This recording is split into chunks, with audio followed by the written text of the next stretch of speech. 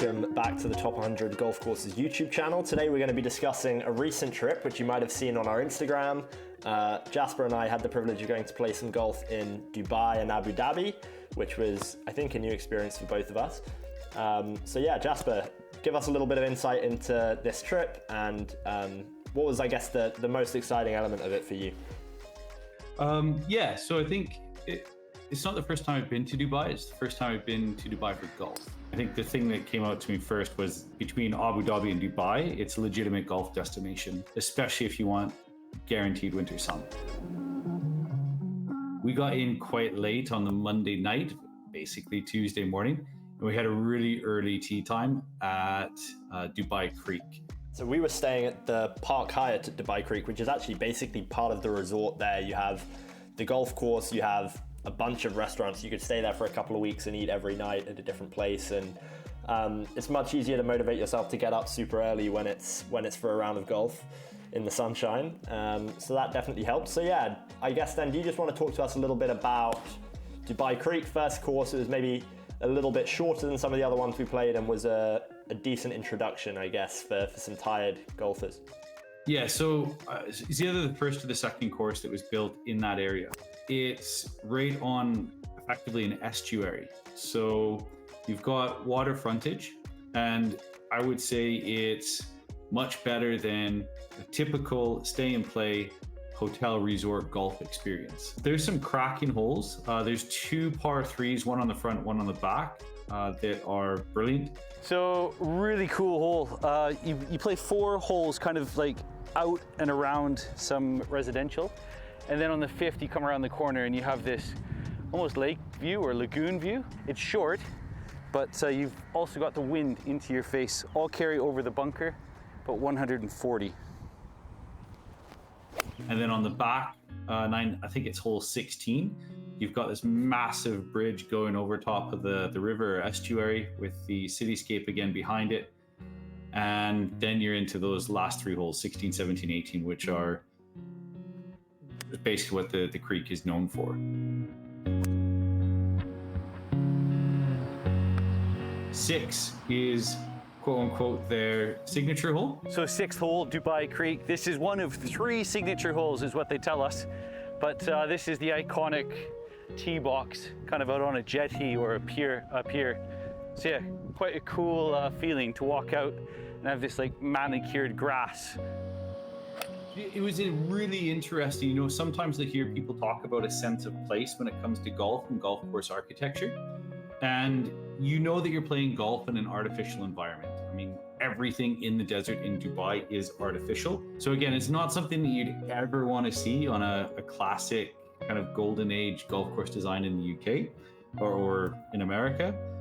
But for Dubai, strangely enough, it worked really, really well. Yeah, and one of the repeating things which you get, which you've already mentioned, is you have this really cool clubhouse there, kind of reminded me a little bit of the Sydney Opera House, and it's the beginning of a theme on the trip, which is you're so used to seeing these courses on TV during DP World Tour events, and so yeah, when you're playing these approach shots on 17 and 18 into the clubhouse, for a kind of casual golf fan who watches a lot of professional golf, that definitely adds some prestige to the experience as well. Let's move on to the next day. So the next day, a little bit better rested. We went on to Emirates Golf Club, which we got a taxi from Dubai Creek where we stayed the whole week. So it's probably a half-hour or so taxi. We've made it to the Emirates Golf Club, and this one's just as iconic as the other, but it's just on another level. You drive from the old town, kind of through the new bit of Dubai, and then into the more residential, it feels like, part of Dubai. But it's bigger, it's newer, it's a bit more polished. It's just golf on a different level. So yeah, looking forward to getting stuck into this one. The clubhouse again is very iconic. It's like a series of Bedouin tents, like desert tents. It's a really, really cool clubhouse. So yeah, Majlis is, you can tell that it's got that feeling of let's build this to test the best.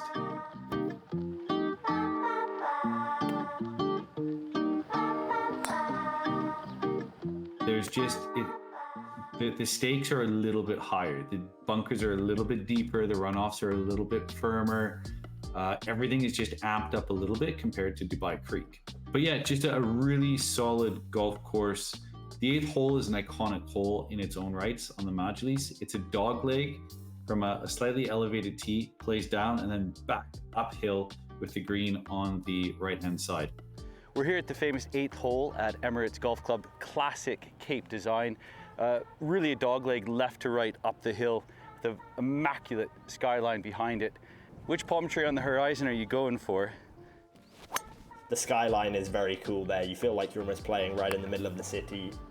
One of the things that stuck out to me there, which I hadn't necessarily expected, was the scrub. There's quite a lot of native area, which kind of feels, that kind of reminded, I don't know, it felt cool and a little bit more natural potentially. Dubai Creek and Majlis were built on, I believe, Bermuda or a form of zoysia. And I've not played a lot of golf on those grasses, but playing off those types of grasses, especially in the roughs, the best way I could describe it was like playing off a Brillo pad or a steel wool. When you're talking about the different grasses compared to what you're used to in links and heathland golf, it makes the final course, or the third course that we're going to discuss, even more incredible in a lot of ways. So on the third day, we woke up and we got another taxi about an hour over to Abu Dhabi, to Yas Links. And that place was so unexpected and so different from the first 2 courses that we played that I think it kind of blew me away in terms of the experience. It felt like playing in Scotland, but surrounded by theme parks, and it was 35 degrees.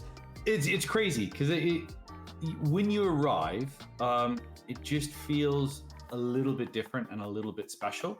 It's one of those courses that I think probably doesn't get a fair estimate of itself because it's just grouped in with all the other desert courses, and it's a cracking golf course. So we just come to the 7th hole, par 5, not massively long, but you've got carry bunkers, a beautiful layering, and then you've got all these different slopes kind of converging at all these different points. The golf course is built, I believe, on Paspalum.